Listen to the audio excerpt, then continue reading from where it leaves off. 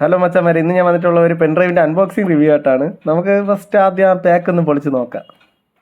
പതുക്കെ കത്തിയിട്ട് നമുക്ക് കട്ട് ചെയ്യാം. അപ്പോൾ മച്ചാമാരെ, നമുക്കത് കട്ട് ചെയ്തിട്ട് അതിൻ്റെ അകത്ത് എന്താണെന്ന് നോക്കണ്ടേ. അങ്ങനെ നമ്മൾ പതുക്കെ കവർ കട്ട് ചെയ്തു. അതിൻ്റെ അകത്തുള്ള പാക്ക് നമ്മൾ എടുത്തു. ഇതാണ് നമ്മുടെ പെൻഡ്രൈവ് മച്ചാമാരെ. നമുക്കിനി അതിൻ്റെ പുറത്തുള്ള കവറങ്ങ് പതുക്കെ, അങ്ങനെ നമുക്ക് ആ കവർ പതുക്കെ മാറ്റി എടുത്തതിന് ശേഷം ഇതാണ് നമ്മുടെ 128 GB പെൻഡ്രൈവ്. പിന്നെ അതിൻ്റെ കൂടെ ഫ്രീ കിട്ടിയ OTG ഇതാണ്. പിന്നെ ഇതെന്താണെന്ന് എനിക്ക് പ്രത്യേകിച്ചൊരു പിടിയില്ല, അത് നമുക്ക് പിന്നെ നോക്കാം.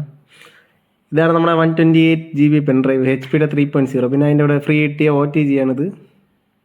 ഇതാണ് നമ്മുടെ പെൻഡ്രൈവ്. നമുക്കത് പതുക്കെ പൊളിക്കാം.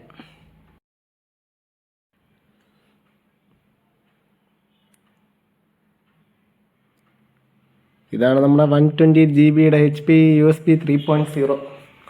ഇതെങ്ങനെയാണ് നമുക്ക് നോക്കണ്ടേ ഇവൻ്റെ പെർഫോമൻസും കാര്യങ്ങളും.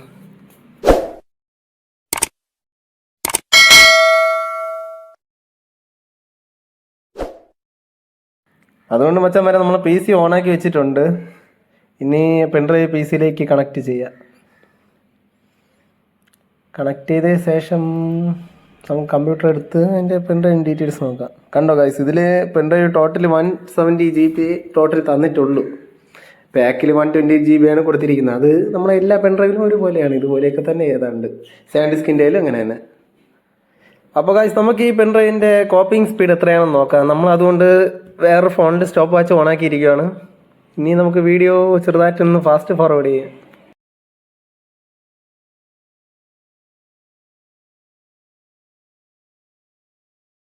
അപ്പോൾ ഗൈസ്, കോപ്പിങ് കഴിയാറായിരിക്കുകയാണ്. ഇപ്പം 2.50 സെക്കൻഡിൽ തന്നെ നമ്മുടെ കോപ്പിങ് അവസാനിച്ചു. അപ്പോൾ ഗൈസ്, ഇത്രയൊക്കെയാണ് നമ്മുടെ ഈ HP പെൻഡ്രൈവിൻ്റെ വിശേഷങ്ങൾ. വീഡിയോ ഇഷ്ടപ്പെട്ട് കഴിഞ്ഞാൽ ലൈക്ക് ചെയ്യുക, ചാനൽ സബ്സ്ക്രൈബ് ചെയ്യുക. എല്ലാവർക്കും താങ്ക്സ്.